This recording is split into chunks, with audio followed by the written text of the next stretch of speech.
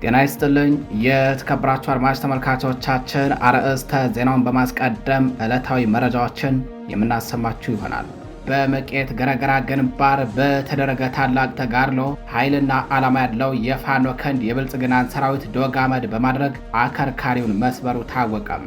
በዚያው ውጊያ በርካታ ያገዛዙ ታጣቂዎች ለአሞራ ሲሳይ ሆነው የቀሩ ሲሆን ኮሎኔሎችና ሌሎች ከፍተኛ የጦር መኮንኖችን ስታመላልስ የነበረች ወታደራዊ ፓትሮል በቦምብ ጋይታ እንድትወድም ተደርጓል። በተጋድሎው 17 ክላሽንኮቭ መሳሪያና ሌሎች ተጨማሪ በርካታ የጦር መሳሪያዎችና ተተኳሾች በጀግናው ፋኖ ቁጥጥር ስር ውለዋል። መረጃውን በዝርዝር ታደምጡታላችሁ። በተያያዘ በዚያው በወሎ ቤት አማራ ቀጠና አልብኮ ወረዳ ነጋሽ ታዳጊ ከተማ ውስጥ የፋኖ ኃይሎች በወሰዱት የተቀናጀ መብረቅ ኦፕሬሽን በአገዛዙ ታጣቂዎች ላይ ከፍተኛ ጉዳት መድረሱ ተነግሯል። በዚህ የተጠና እርምጃ 23 የጠላት ወታደሮች ሲደመሰሱ የጠላት ትጥቅ ከመማረኩ ባለፈ አገዛዙ ለምርጫ ማጭበርበሪያ ያዘጋጀው ቁሳቁስ እንዲወድም ተደርጓል። መረጃውን ታደምጡታላችሁ። በሌላኛው መረጃችን በማጀቴና ኤፍራታና ግድም ግንባሮች በተደረገ ታላቅ ተጋድሎ አገዛዙ አየር ወለድ ኮማንዶ ኃይል በፋኖ ብርቱ ክንድ ተሽመድምዶ እንዲበታተን ተደረገም። በዚያው ውጊያ በርካታ የጠላት ወታደሮች የተደመሰሱ ሲሆን ሽንፈቱን መቋቋም ያቃተው የብልጽግና ስርዓት በንጹሃን አርሶ አደሮችና በሰብል ላይ ሂትለራዊ የመድፍ ጥቃት በመሰንዘር የሞራሉን ዝቅጠት አሳይቷል። በጀግኖች አርበኞች በኩል የተወሰደው አስደናቂ የቆረጣ እርምጃም የጠላትን አከርካሪ በመስበር ወታደራዊ የበላይነትን አረጋግጧል። ታደምጡታላችሁ።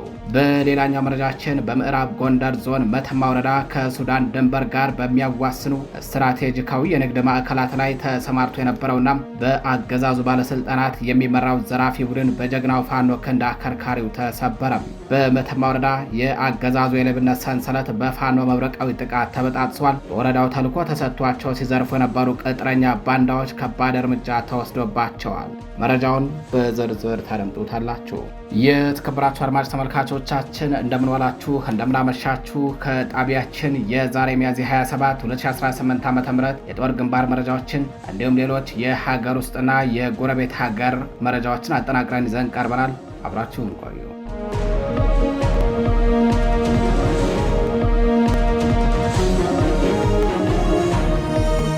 ወደ ቀዳሚው መረጃችን እናልፋለን። የቀኝ አዝማች ጨለፍ ተስፎ ግስላዎች በመቄት ምድር ታሪክ ሰርተው ውለዋል። የብልጽግና ቅጥረኛ ሰራዊት እንደ ተርብ በሚናደፈው የፋኖ ክንድ ተሽመድምዶ ተበታትኗል። በመቄት ገረገራ ግንባር በተደረገ ተጋድሎ ኃይልና ዓላማ ያለው የፋኖ ክንድ የብልጽግናን ሰራዊት ዶግ አመድ በማድረግ አከርካሪውን ሰብሮታል። እዚያው ውጊያ በርካታ ያገዛዙ ታጣቂዎች ለአሞራ ሲሳይ ሆነው ሲቀሩ ኮሎኔሎችና ሌሎች ከፍተኛ የጦር መኮንኖችን ስታመላልስ የነበረች ወታደራዊ ፓትሮል ጋይታለችም። በተጋድሎ 17 ክላሽንኮቭ መሳሪያና ሌሎች ተጨማሪ የጦር መሳሪያዎች በፋኖ ቁጥጥር ስር ገብተዋል። ዛሬ ሚያዝያ 27 2018 ዓ.ም ከረፋድ ጀምሮ በመቄት ግንባር ሲሲጊ ተብሎ እስከሚጠራው አካባቢ አድማሱን አስፍተው በዋለው በዚህ ፍልሚያ የፋኖ ልዩ የጦር ብልሃትና ስቦ የመምታት ጥበብ የታየበት ሲሆን የጠላት ሰራዊት መቋቋም አቅቶት ለአሞራ ሲሳይ ሆነው ቀርቷል። በአማራ ፋኖ ብሔራዊ ንቅናቄ ወሎ ቤት አማራ ምኒልክ ዕዝ 106ኛ ኮር 22ኛ ክፍለ ጦር አባላት የጥቅም ተገዥ የሆነውንና በኢሰብአዊ እብሪት የታወረውን ያገዛዙን ሰራዊት አይቀጡ ቅጣት ቀጥተውታል። በዚህ መብረቃዊ ኦፕሬሽን በርካታ ቁጥር ያለው የጠላት ሰራዊት በገፍ የተደመሰሰ ሲሆን ኮሎኔሎችንና ሌሎች ያገዛዙ ከፍተኛ የጦር መኮንኖችን ጭምር ስታመላልስ የነበረች ወታደራዊ ፓትሮል የፋኖ ቦምባ ጋይቷት ሙሉ በሙሉ ወድማለችም። የወገን ኃይል በጠላት ላይ ካስመዘገበው ወታደራዊ የበላይነት በተጨማሪ 17 ክላሽንኮቭ ጠመንጃዎች፣ 803 የብሬን ጥይቶች፣ 501 የክላሽ ተተኳሽ፣ 7 የወገብ ትጥቆችና 5 ኤፍ1 ቦምቦች በፋኖ ቁጥጥር ስር ውለዋል። ዓላማ ካለውና ለነጻነቱ ከሚዋደቀው ፋኖ ጋር መጋፈጥ ያልቻለው የአገዛዙ ቅጥረኛ ሰራዊት በመጨረሻም የፋኖን ክንድ መቋቋም ሲሳነው በየሸለቆና በየገደሉ ተበታትኖ ቀርቷል። ጀግኖቹ የፋኖ አባላት የአገዛዙን ቅጥረኞች አከርካሪ በመስበር የአማራን ሕዝብ ህልውና የማስከበር ተጋድሏቸውን በታላቅ ጀብድ አጠናክረው ቀጥለዋል። በተያያዘ በዚያው በወሎ ቤት አማራ ቀጠና አልብኮ ወረዳ ነጋሽ ታዳጊ ከተማ ውስጥ የፋኖ ኃይሎች በወሰዱት የተቀናጀ መብረቃዊ ኦፕሬሽን በአገዛዙ ታጣቂዎች ላይ ከፍተኛ ጉዳት ደርሷል። በተጋድሎ 23 የጠላት ወታደሮች ተደምስሰዋል። የጦር መሳሪያዎችን በወገን ኃይል ቁጥጥር ስር ውለዋል። የምኒልክ ዕዝ አርበኞች አጥቢያ ሌሊቱን በአልብኮ ወረዳ ነጋሽ ታዳጊ ከተማ ውስጥ በፈጸሙት መብረቃዊ ኦፕሬሽን ነው 23 የጠላት ወታደሮችን ደምስሰው የጦር መሳሪያ ጭምር የማረኩትም።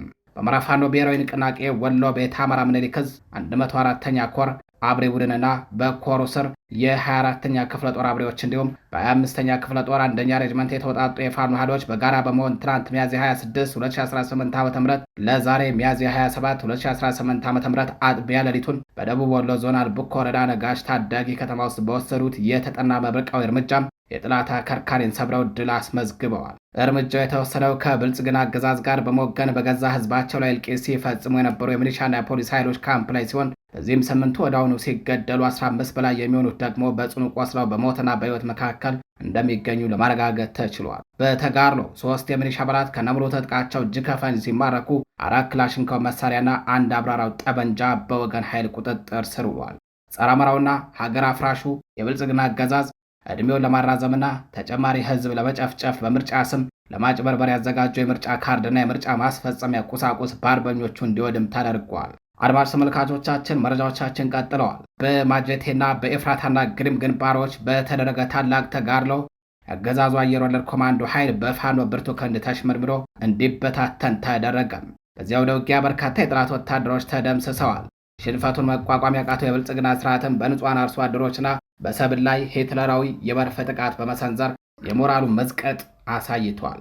በሸዋ ጠቅላይ ግዛት አሳምነው እዝ በኤፍራታና ግድም ወረዳና በማጀቴ ግንባር ከትናንት ሚያዝያ 26 2018 ዓ.ም ጀምሮ የተቀሰቀሰው ታላቅ አውደ ውጊያ በአርበኞቹ አይበገሬነት የጠላት ኃይል ክፉኛ መውደሙን ቀጥሏል ተባለም።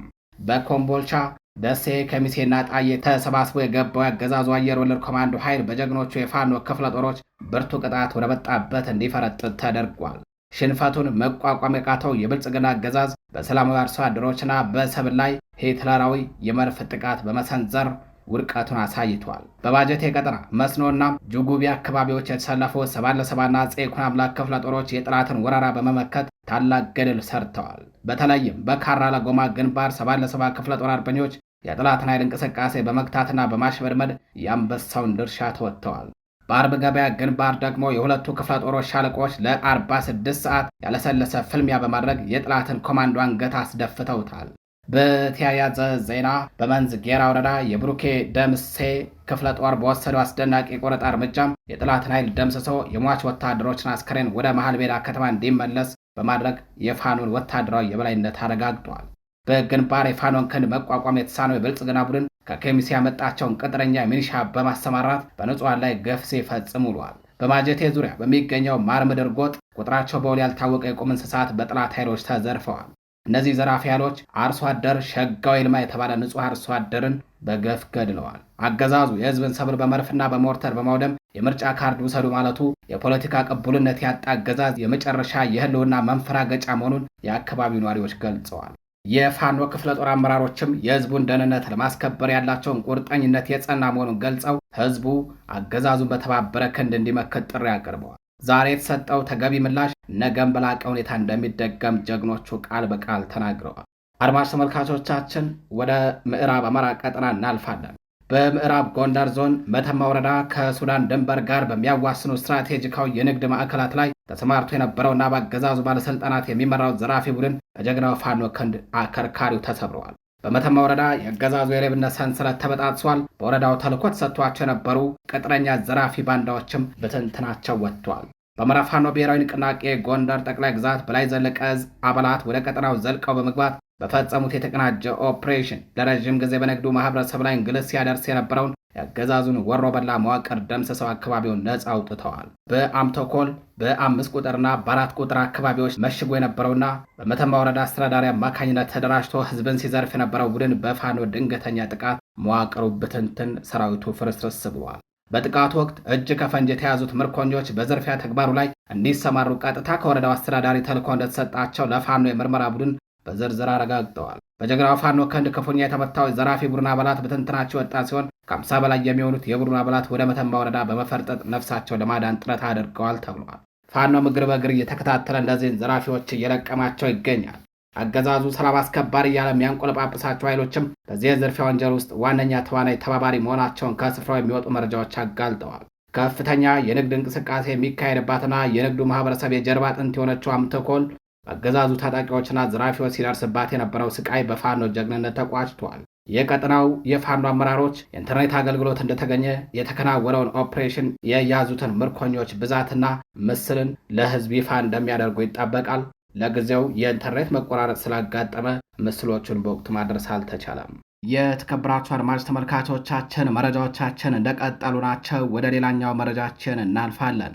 የአውሮፓ ህብረት መቀመጫ በሆነችው በብራሰልስ ከተማ ጎዳናዎች የአማራን ድምፅ ለማስተጋባት ዝግጅት መደረጉ ታወቀም።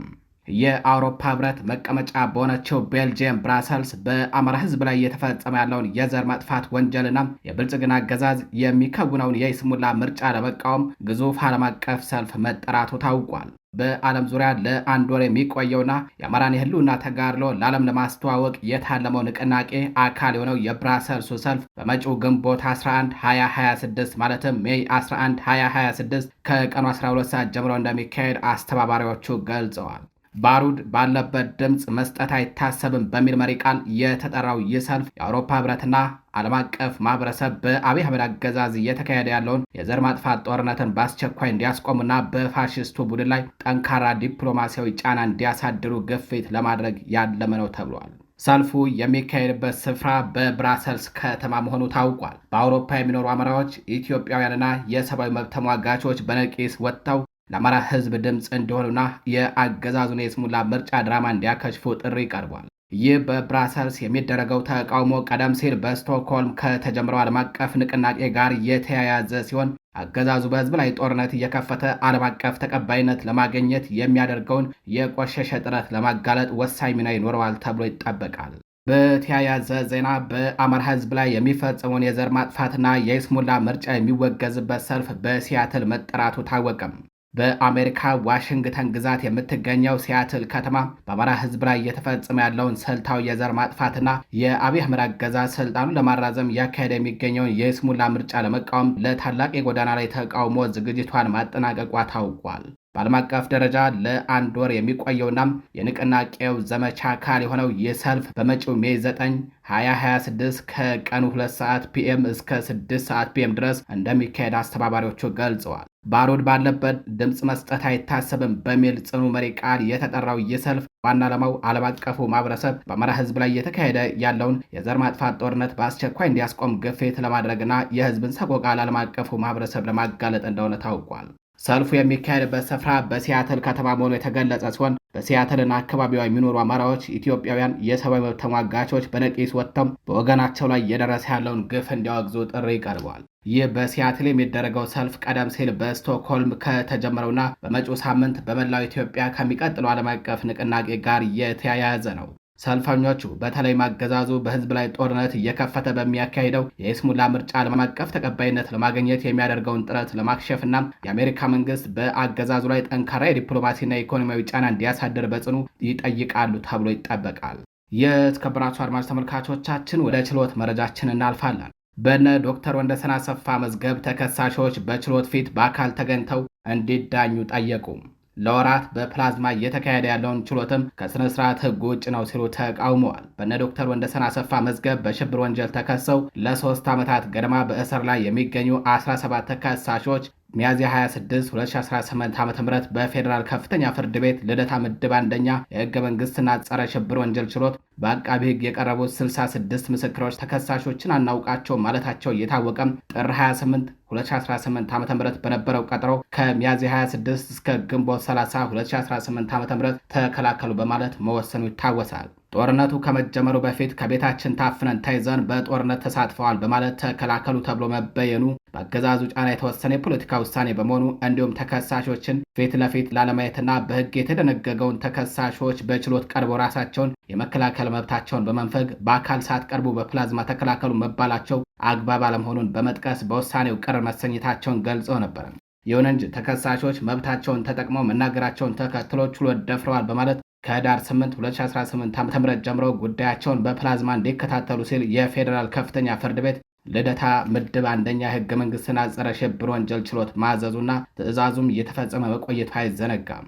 ነገር ግን ተከሳሾች ዶክተር ወንደሰን አሰፋ፣ ጋዜጠኛ መስከረም አበራ፣ ዶክተር መሰረት ቀለመወርቅ፣ ረዳት ፕሮፌሰር ማረጉ ቢያበይን፣ ዶክተር ሲሳይ አውግቸው፣ ጠበቃና የሰብአዊ መብት ተሟጋች አለልኝ ምረቱ፣ ጋዜጠኛ ዳዊት በጋሻው፣ ጋዜጠኛ ገነት አስማማው፣ ጋዜጠኛ ጎበዜ ሲሳይ፣ አቶ መንበር አለሙ፣ ዶክተር ገብረአብ አለሙ፣ አቶ ሲሳይ መልካሙ፣ አቶ ታደሰ ወዳይ፣ አቶ ሀብታሙ ዳኘ፣ አቶ ቴዎድሮስ ተሾመ፣ አቶ ሞላልኝ ሲሳይ እና አቶ አንደበት ተሻገር ለወራት በፕላዝማ እየተካሄደ ያለውን ችሎት ከስነ ስርዓት ህግ ውጭ ነው በማለት እየተቃወሙት ይገኛሉ። ይኸውም ተከሳሾች በችሎት ፊት የመስማት ህጋዊ መብታቸው እንዲከበር መናገራቸው መብት እንጂ ወንጀል አለመሆኑን፣ ሁለተኛ የወንጀል ህጉ በጋራ በተፈጸመ ጥፋት በጅምላ የሚወሰን ቅጣት አለመኖሩንና ሌሎችንም መሰረታዊ የህግ ድንጋጌዎች በመጥቀስ ነው ግልጽ ተቃውሞ ያቀረቡት። በተለይ ደግሞ ተከሳሾች ተከላከሉ ከመባላቸው ጋር በተያያዘ በችሎት ፊት በአካል ተገኝተው ሊከላከሉ እንደሚገባቸው በሚያዝያ 2018 ዓ.ም ለፌዴራል ከፍተኛ ፍርድ ቤት ልደታ ምድብ አንደኛ ጸረ ሽብር ወንጀል ችሎት ለፌዴራል ጠቅላይ ፍርድ ቤት ፕሬዝዳንትና ለፍትህ ሚኒስቴር በጻፉት ማመልከቻ አስረድተዋል። ምክንያታቸውን ሲያብራሩም አንደኛ የምስክሮችን የቃልና የአካላዊ እንቅስቃሴን እንዲሁም የችሎቱን አጠቃላይ ሁኔታ ለመከታተልና ጥያቄዎችን ለማቅረብ በችሎት ፊት በአካል መገኘትን ህጉ ስለሚፈቅድና ለፍትህ አሰጣጥ ሂደቱ አስፈላጊ በመሆኑ፣ ሁለተኛ ከጠበቆች ጋር የተመካከሉ ጥያቄዎችን የማቅረብ የማይገደብ ህጋዊ መብት ያላቸው መሆኑን በመጥቀስና ራሳቸውን ለመከላከል በሚያስችላቸው ሁኔታ ሆነው ለመከራከር እንደማይችሉ፣ ሶስተኛ ተከሳሾች ተከላከሉ የተባሉበትን ጭብጥ መመልከት እንዳይችሉ የከፍተኛው ፍርድ ቤት የውሳኔ ግልባጩን ለተከሳሾች አልሰጥም ማለቱንና የሚከላከሉበትን ፍሬ ነገር ሳይመለከቱ ይከላከሉ ማለቱን በመቃወም እንዲሁም አራተኛ ተከሳሾች በአካል ፍርድ ቤት የማንቀርብ ከሆነ የአገዛዙ ኃይሎች መከላከያ ምስክሮቻችንን ያስፈራሩብናል፣ ተገቢውንም ጥያቄ መጠየቅ ሳንችል አንከላከልም በማለት ፍርድ ቤት ሳይቀርቡ ቀርተዋል። ፍርድ ቤቱም አቤቱታቸውን መሰረት አድርጎ ምላሽ እንዲሰጣቸው ጠይቀዋል። ከጠበቆቻቸው መካከል አንዱ የሆኑት ጠበቃ ሰለሞን ገዛኝ ተከሳሾች ባልተገኙበት በሚያዝያ 26 2018 ዓ.ም ችሎት ተገኝቶ አቤቱታቸውን በተመለከተ ሰፊ ክርክር ማድረጉ ታውቋል። ይህንን ተከትሎም ግራ ቀኙን ያዳመጠው ችሎቱ በጉዳዩ ላይ ብይን ለመስጠት በሚል ለግንቦት 3 2018 ዓ.ም ቀጠሮ ይዟል። ጣቢያችን መረብ ሚዲያም እየተከታተለው ወደ እናንተ የሚያደርስ ይሆናል። በተያያዘ የችሎት ዜና ከምርመራ ጋር በተያያዘም በተፈጸመ ድብደባ በህመም እየተሰቃየ የሚገኘው የፖለቲካ እስረኛ መድኃኒትና ሕክምና የተቋረጠበት በመሆኑ በአሳሳቢ የጤና ሁኔታ ላይ እንደሚገኝ ተገለጸ። ፌዴራል ፖሊስ በምርመራ ስም ከፈጸመበት ተደጋጋሚ ድብደባ ጋር በተያያዘ በህመም እየተሰቃየ የሚገኘው የፖለቲካ እስረኛው አቶ ስንታየው ንጋቱ መጋቢት 2018 ዓ.ም ከቅሊንጦ ወደ አባ ሳሙኤል ከፍተኛ ጥበቃ ማረሚያ ቤት ከተወሰዱ በአማራነታቸው ከተከሰሱ እስረኞች መካከል አንዱ ነው። በብዙ የአቅርቦት የአገልግሎትና የአስተዳደር ችግሮች ስሙ በተደጋጋሚ እየተጠቀሰ የሚገኘው በአባ ሳሙኤል ማረሚያ ቤት የተወሰደው ስንታየው መድኃኒትና ሕክምና የተቋረጠበት መሆኑን ለፌዴራል ከፍተኛ ፍርድ ቤት በጻፈው አቤቱታ ገልጿል።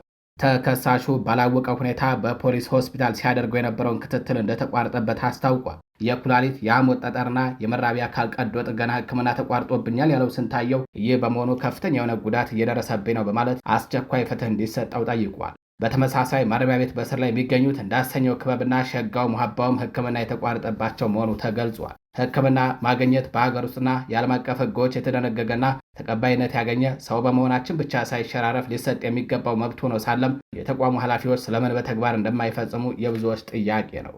የተከበራችሁ አድማጭ ተመልካቾቻችን ወደ ሌላኛው መረጃችን እናልፋለን። ከእርሻ መሬት ወደ መጠለያ ካምፕ የተሰደዱ አርሶ አደሮች በኤፍራታና ግርም አካባቢ የሚፈጸመው ስልታዊ የማፈናቀልና የዘረፋ ዘመቻም በሸዋ ጠቅላይ ግዛት ኤፍራታና ግርም ወረዳ እንዲሁም በጅሌ ጥሙጋ ዋሳኝ የምትገኘው የአዝጌ ጉባዎች ቀበሌ የሰርቶ ማደሪያና የሰላም መኖሪያነቷ ቀርቶ የወገኖች መብት የሚረገጥባትና የአርሶ አደሩ ላብ በካድሬዎች የሚመዘበርባት የሲኦል ምድር ከሆነች ዋላ ደር ብላለች። በቆራጥነት መሬታቸውን አርሰው ሰብል የሚያመርቱ የሙስሊም አማራ ማህበረሰብ አባላት የድካማቸው ውጤት በሰንበቴ ከተማ የብልጽግና ካድሬዎች በጠራራ ፀሐይ የተዘረፈባቸው ሲሆን ስፍር ቁጥር የሌላቸው ወገኖችም ከመኖሪያ ቀያቸው ተፈናቅለው በኮምቦልቻና ደሴ መጠለያዎች ለከፋ ችግር መጋለጣቸውን ተጎጂዎቹ ለመረብ ሚዲያ ተናግረዋል። በኤፍራታና ግርም ወረዳ ከዓመታት በፊት በሰላም አርሶ መብላት ይችል የነበረው የአዝጌ ጉባዎች ቀበሌ አርሶ አደር ዛሬ በገዛ መሬቱ ላይ እንደ ባዕድ እየታየ ይገኛል። አርሶ አደሩ መሬቱን አርሶ ዘርቶና ኮትኩቶ ለምርት ሲያደርስ የሰንበቴ ከተማ የብልጽግና ካድሬዎች የቤተሰብ ሲሳይ መሆን የነበረበትን እህል ለራሳቸው የገቢ ምንጭነት በመዋል ዘረፋ እያካሄዱበት መሆኑን ነው ተበዳዮቹ ለመረብ ሚዲያ መረጃውን ያደረሱትም። የገዛ መሬታችን ላይ ሰርተን መብላት አልቻልንም፣ የጉልበታችን ዋጋ ለዘራፊዎች እየተሰጠ ነው የሚለው የተጎጂዎቹ ድምፅ የፍትህ መጓደሉን ጥልቀት ያሳያል። ቀደም ሲል በፍቅር ይኖር የነበረው ማህበረሰብ ዛሬ በስርዓት አልበኝነት የታመሰ ቀጠና ውስጥ እንዲወርቅ ተደርጓል። ቤቶች ሲቃጠሉ፣ ንብረት ሲዘረፍና የዜጎች ክብር ሲደፈር የታየበት አስከፊ ክስተት በርካታ አርሶ አደሮችን ለስደትና ለሞት ዳርጓቸዋል። እነዚህ ወገኖች ዛሬ መጠለያቸው በኮምቦልቻና በደሴ ካምፖች እንዲሁም በዘመድ ቤት ሆነው ለነገ የሚቀመስ የሌላቸው ምስኪኖች ሆነዋል። በቦታው ቀርቶ ያሉት ጥቂት አርሶ አደሮችን ቢሆኑ በየቀኑ ከሚደርስባቸው ዛቻና እንግልት ባሻገር መሬታቸውን ለመንግስት ገቢ ማድረግ የይገባኛል ጥያቄ እየተነሳባቸው በከፍተኛ ስጋት ውስጥ እንደሚገኙ መረብ ሚዲያ ለማረጋገጥ ችሏል። የአዝጌ ጉባዎች ቀበሌ ምስኪን አርሶ አደሮች እንባ የፍትህ አጥቢያ እየፈለገ ቢሆንም የአካባቢው ባለስልጣናት ግን ለዘረፋውና ለበደሉ ሽፋን በመስጠት ላይ መሆናቸው በደሉን ይበልጥ አሳዛኝ ያደርገዋል። አድማጭ ተመልካቾቻችን ወደ ሌላኛው መረጃችን እናልፋለን። ቅዱስ ሲኖዶስ የኦርቶዶክስ ተዋሕዶ ቤተ ክርስቲያንን ከመጥፋት እንዲታደጋት የጎዛምን ወረዳ የሃይማኖት አባቶች ጥሪ ያቀረቡ።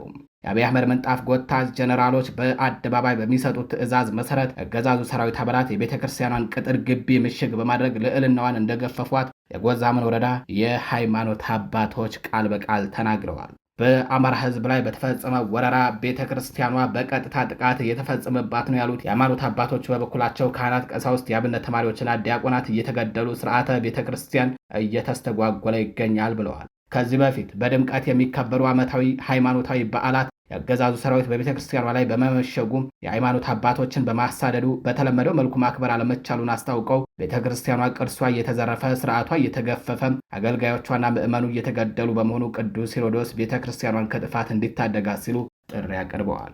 በሌላኛው መረጃችን በአደባባይና በጎዳና ላይ የሚካሄድ የሃይማኖት ስብከት ይቁም ሲል የመቀለ የሃይማኖት ጉባኤ ጠየቀም። የመቀለ ሃይማኖት ተቋማት ጉባኤ ሰኞ ሚያዝያ 26 2018 ዓ.ም በሰጠው ጋዜጣዊ መግለጫ በአደባባይና ጎዳና ላይ የሚካሄድ የሃይማኖት ስብከት እንዲቆም አሳስቧል። ጉባኤው በመቀለ አደባባዮችና ጎዳናዎች ላይ ከተለመደው ባፈነገጠ መልኩ በድምፅ ማጉያ የተደገፉ የሃይማኖት ስብከቶች እየታዩ መሆኑን ጠቅሶ ተፈናቃዮች ቀያቸውን ለቀው በስቃይ ባሉበትና ህዝቡ በከባድ ችግር ውስጥ በተዘፈቀበት ሁኔታ በሃይማኖት ሽፋን ሰላምን የሚያወኩ አካላት አደብ መግዛት እንዳለባቸው በአጽንኦት ገልጿል። ህዝብና ተሽከርካሪዎች በብዛት በሚንቀሳቀሱባቸው ቦታዎች ከህዝብ ፍቃድ ውጭ በድምፅ ማጉያ የሚካሄድ ስብከት መቆም እንዳለበት ጉባኤው አሳስበዋል። በተለያዩ አማኞች መኖሪያና የአምልኮ ቦታዎች ድንጋይ የመወርወር፣ በመጥፎ ቃላት የማንቋሸሽና አካል የማጉደል ተግባራት እንዳሉና ይህም ከጀምሮ ስርዓት ማስያዝ እንደሚገባም አሳስበዋል። ማንኛውም ሰው በሚከተለው የሃይማኖት ምክንያት ለስድብና አካል ጉዳት መዳረግ ሃይማኖት የሚጻረር ተግባር በመሆኑ አንዱ የሌላውን ክብርና ሴት ከሚጎዳ ስብከት መቆጠብ እንዳለበትና ህዝቡ ካለበት ተደራራቢ ፈተና አንጻር በሃይማኖት ሽፋን ሌላ መከራ መጋበዝ እንደማይገባ መክሯል። ይህ የሃይማኖት ተቋማት ጉባኤ የኦርቶዶክስ ተዋሕዶ ቤተክርስቲያን፣ የእስልምና፣ የካቶሊክና የወንጌላውያን አማኞች በጋራ ያቋቋሙት ነው ተብሏል። የተከበራችሁ አድማጭ ተመልካቾቻችን ወደ ሌላኛው መረጃችን እናልፋለን። አገዛዙ በአርቲስት ቴዎድሮስ ካሳሁን የቅርብ ሰዎች ላይ የሚያካሄደው የአፈሳና የእስር ዘመቻ ተባብሶ መቀጠሉ ተነገረም። በአርቲስቱ ጉዳይ የታሰሩ ሰዎች 7 መድረሳቸው ታውቋል። ድምፃዊ ቴዎድሮስ ካሳሁን አዲስ ያወጣው ኢትዮሪክ አልበም በዓለም አቀፍ ደረጃ ከፍተኛ ዝና እያተረፈ ባለበት ወቅት የአብይ አህመድ አገዛዝ በአርቲስቱ የቅርብ ሰዎች ላይ የአፈሳ ዘመቻ መክፈቱንና ስቱዲዮን በማውደም ከፍተኛ ጥቃት ማድረሱ ታውቋል። ከአርቲስት ቴዎድሮስ ካሳሁን ጋር የቅርብ ስራ ግንኙነት ያላቸው 7 ሰዎች በአሁኑ ወቅት በእስር ላይ እንደሚገኙ ነው የተረጋገጠው። ከታሰሩት መካከል የአርቲስቱ የቅርብ ጓደኛ አቶ የሱፍ ያሲንና የፕሮዳክሽን ኃላፊዋ ወይዘሮ ማህሌት ሰለሞን ይገኙበታል። በተጨማሪም የሚከተሉ ግለሰቦች በአገዛዙ ኃይሎች መታሰራቸው ተረጋግጧል። 2 የቴዲ አፍሮ ስቱዲዮ ጠባቂዎች፣ ከአርቲስቱ ድረገጽ ጋር የተያያዙ ስራዎችን የሚሰራ አንድ ባለሙያም፣ ከዚህ ቀደም በሞምባሳ ተካሂዶ በነበረው ኮንሰርት ላይ ተሳትፎ የነበራቸው 2 ግለሰቦች በእስር ላይ ይገኛሉ።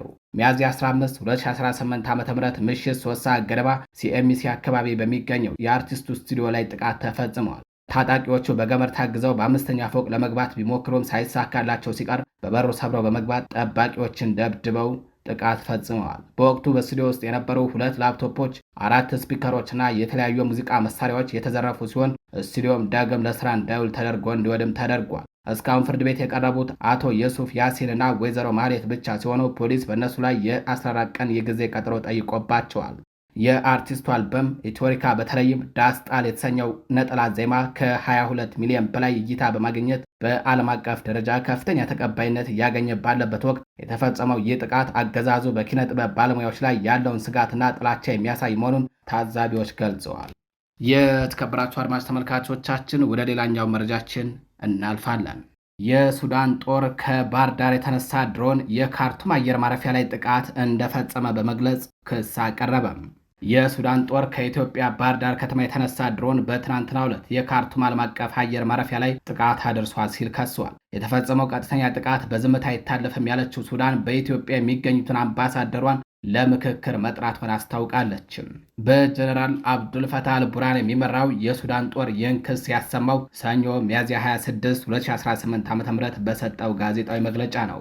መግለጫውን የሰጡት የጦሩ ቃል አቀባይ ብርጋዴር ጀነራል አሲም አዋድ አብደል ዋሃብና የውጭ ጉዳይ ሚኒስትርና ዓለም አቀፍ ትብብር ሚኒስትሩ አምባሳደር ሙሂ ኤልዲን ሳሌም የተባበሩት አረብ ኤሚሬቶችና ኢትዮጵያ ከጦሩ ጋር ለሚዋጋ የሱዳን ፈጥኖ ድራሽ ኃይል ድጋፍ እያደረጉ ነው የሚል ክስ አሰምተዋል። የጋራ መግለጫውን ያነበቡት የጦሩ ቃል አቀባይ የካርቱም ዓለም አቀፍ አየር ማረፊያ ላይ በተፈጸመው ጥቃት የተባበሩት አረብ ኤሚሬትስና ኢትዮጵያ መሳተፋቸውን ማስረጃዎች መኖራቸውን እንደተናገሩ የሱዳን መንግስት ዜና ወኪል ሱና ዘግቧል። የውጭ ጉዳይ ሚኒስትሩ አምባሳደር ሙሂ አልዲን ሳሌም በበኩላቸው ጥቃቱ የተፈጸመው ከኢትዮጵያ መሆኑን በማስረጃ ተረጋግጧል ብለዋል። የሱዳን ጦር ቃል አቀባይ ከአውሮፓውያኑ መጋቢት ወር ወዲህ ከኢትዮጵያ ባህር ዳር አየር ማረፊያ የተነሱ 3 ድሮኖች ዋይት ናይል፣ ብሉ ናይል፣ ሰሜን ኮርዶፋን እና ደቡብ ኮርዶፋን ግዛቶች ውስጥ ጥቃት እንደፈጸሙ በመጥቀስ ከሰዋል። ከእነዚህ ድሮኖች አንዱ መጋቢት 8 2018 ዓ.ም በአየር መከላከያ ተመቶ መውደቁን የተናገሩት ቃል አቀባዩ የሰው አልባ አውሮፕላኑ መረጃን መተንተንና ለአምራቹ ተቋም ጥያቄ መቅረቡን ገልጸዋል።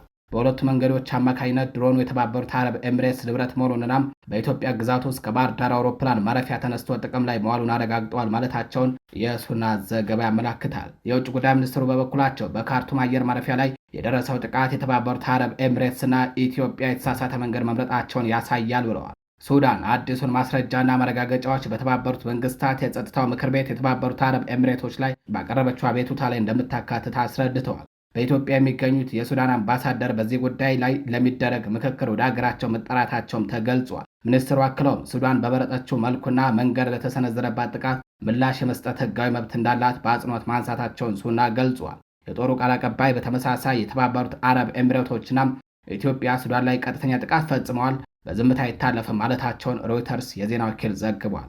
ሱዳን ከኢትዮጵያ የሚነሱ ድሮኖች በግዛቷ ውስጥ ጥቃት እያደረሱ መሆኑን በመጥቀስ ክስ ስታቀርብ ይህ የመጀመሪያው አይደለም። የአልቡርሃን መንግስት የካቲት ላይ ባወጣው መግለጫ ለዚህ አይነት ጥቃቶች በሁሉም መንገዶች ምላሽ የመስጠት መብት እንዳለው በመግለጽ የኢትዮጵያ ባለስልጣናትን አስጠንቅቆ ነበር። የኢትዮጵያ መንግስትና የተባበሩት አረብ ኤሚሬቶች በበኩላቸው ለሱዳን ፈጥኖ ደራሽ ኃይል ድጋፍ ታደርጋላችሁ በሚል ለሚቀርብባቸው ክስ በይፋ ምላሽ ሲሰጡ አይስተዋለው። የተከበራችሁ አድማጭ ተመልካቾቻችን ወደ ሌላኛው መረጃችን እናልፋለን። የዓለም የነዳጅ ገበያና አቅርቦት ላይ መቃወስ የፈጠረው የኢራን ጦርነት ከተጀመረ ወዲህ ኢትዮጵያ ውስጥ ለሶስተኛ ጊዜ በተደረገ የዋጋ ጭማሪ የቤንዚን ችርቻር ዋጋ በሊትር 25 ብር መጨመሩ ተነገረ።